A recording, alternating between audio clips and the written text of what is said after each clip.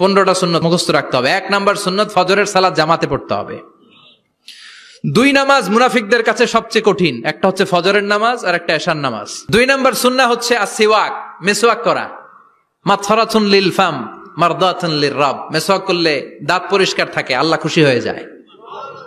বিশ্বনবী বলেছেন যদি আমার উম্মতের জন্য কষ্ট না হতো প্রত্যেক নামাজের আগে মেসওয়াক করা আমি ফরজ করে দিতাম। সুবহানাল্লাহ। মেসওয়াক ছিল বিশ্বনবীর জীবনের শেষ আমল। এই মেসওয়াক করে বিশ্বনবী শেষ নিঃশ্বাস ত্যাগ করেছেন। বিশ্বনবী বলতেন নি'মা সিওয়াকিয়াজ যাইতুন ফাইন্নাহু সিওয়াকি ওয়া সিওয়াকুল আমবিয়া মিন ক্বাবলি। যাইতুনের ডালের মেসওয়াক কতই না ভালো, কারণ এটা দিয়ে আমিও মেসওয়াক করি, আমার আগে সব নবীরাই যাইতুনের ডাল দিয়ে মেসওয়াক করেছে। সুবহানাল্লাহ। 3 নাম্বার হচ্ছে দুহুন, তেল মালিশ করবেন। বিশ্বনবী যাইতুনের তেল চুলে আর গায়ে দিতেন। বিশ্বনবী বলতেন ওয়াদাহিনু ফাইন্না ফিত তাদহিনে বারাকাত, তেল খাও, তেল দাও, তেল মালিশ করো, তেলের ভেতরে আল্লাহ বরকত ঢুকাইয়া দিছে। সুবহানাল্লাহ।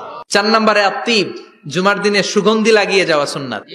বিশ্বনবী বলতেন এই দুনিয়ার 3টা জিনিস আমার কাছে সবচাইতে প্রিয়, হুব্বিবা ইলাইয়া মিন দুনিয়াকুম সালাস। 1 হচ্ছে আন-নিসা, নারীদেরকে আমি পছন্দ করি। 2 হচ্ছে আত্তিব, সুগন্ধি লাগাতে আমি পছন্দ করি।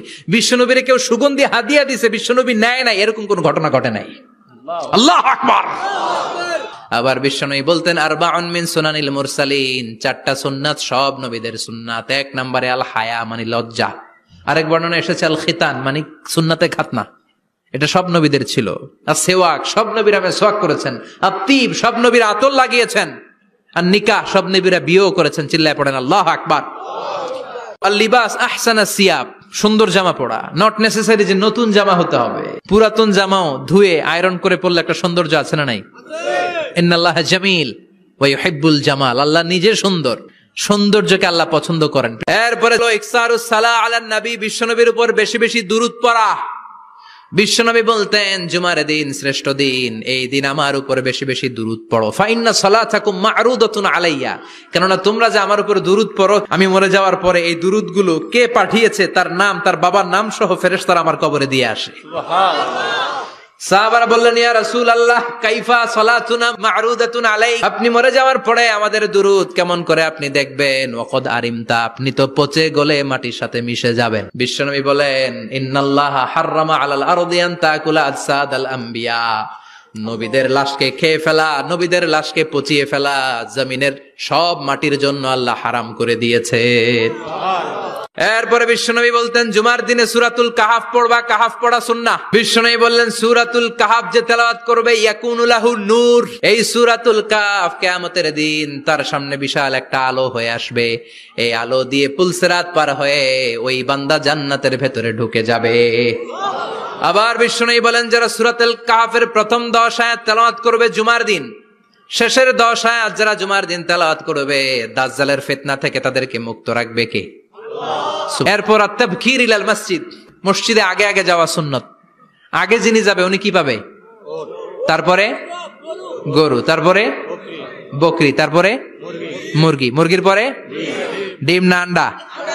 আন্ডা। আল মাশিউ আলাল ইকদাম, বিশ্বনবী বললেন হেঁটে হেঁটে জুমার নামাজে যাওয়া সুন্নাহ। প্রতি কদমে কদমে আমলনামায় সওয়াব দিয়ে দিবে কে? এরপরে বিশ্বনবী বললেন আদামু তাখাত্তি রিকাবান নাস, মানুষের ঘাড় ডিঙ্গিয়ে সামনে না যাওয়া সুন্নাহ। অনেকে জুমার দিন আসে সবার শেষে বসতে চায় সামনে, এরকম ডাকাইত আছে না নাই? বিশ্বনবী জুমার খুতবা দিচ্ছেন, হঠাৎ এক সাহাবী সব সাহাবীর ঘাড় ডিঙ্গিয়ে ডিঙ্গিয়ে সামনে আসতেছে বুলেটের মতো। বিশ্বনবী বললেন থামো, এজেলেস বসো মিয়া, ফাকাদ আযাইতা ওয়া আনাইতা, আসছো দেরি করে আবার মুসল্লিদেরকে কষ্ট দিচ্ছ। যেখানে জায়গা পাবেন ওইখানে বসবেন, মানুষের ঘাট ডিঙ্গিয়ে সামনের কাতারে যাওয়া এটা ঠিক না। এরপরে বিশ্বনবী বললেন দুখুলুল মসজিদে রাকাতাইন, জুমার নামাজের দিন মসজিদে ঢোকার পরে 2 রাকাত পড়া সুন্নাত। কয় রাকাত? 2 রাকাত। এরপরে বিশ্বনবী বললেন ইনসাত, চুপ থেকে খুতবা শুনবা। তাহলে জুমার নামাজে কথা বলা যাবে না, কেউ কথা বললে চুপ করো, এই কথাটাও বলতে বিশ্বনবী নিষেধ করেছেন। চিল্লায় বলেন ঠিক কিনা? এরপরে মজার একটা কথা বিশ্বনবী বলেছেন জুমার নামাজ পড়তে যেয়ে যদি কারো ঘুম আসে জায়গা চেঞ্জ করে বসো। পুরো মসজিদের ডানে বায়ে রহমতে ঠাসা, খালি ঘুম আর ঘুম, আছে না নাই? ঘুম আসলে কি করবেন?